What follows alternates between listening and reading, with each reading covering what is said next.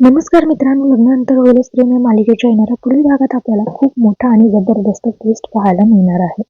विक्रम आता मालिनीला सांगतो की चला बाहेर जाऊया, तर मालिनी म्हणते की मला माझ्या मुलाकडेच थांबायचं आहे.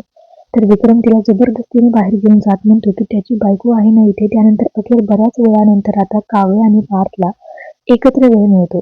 काव्या खूप इमोशनल झालेली असते आणि पार्थला म्हणते की देशमुख हे काय केलं तुम्ही? माझा जीव वाचवण्यासाठी चक्क तुम्ही आगीत उडीत घेतली आणि स्वतःचा जीव धोक्यात टाकला. मग मला हे अजिबात आवडलेलं नाहीये. तर पार्थ म्हणतो की मी तुमच्यासाठी नाही तर मी माझा जीवही द्यायला तयार आहे. काव्य म्हणते की मरू द्यायचंच ना हो मला. त्या सगळ्यासाठी मी जबाबदार आहे. त्यावर पार्थ म्हणतो की तुमच्यावर येणाऱ्या प्रत्येक संकटाला मी पार्थ मध्ये उभे राहणार असं म्हणतो.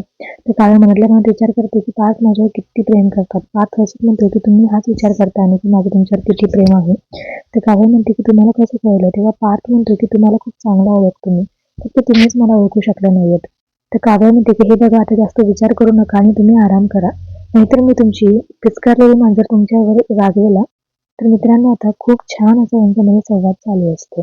दोघंही एकमेकांच्या आता जवळ येतात मित्रांनो, आणि मित्रांनो दोघांचंही नातं आता आधीसारखं स्ट्रॉंग होणार आहे. त्यामुळे पाहायला विसरू नका.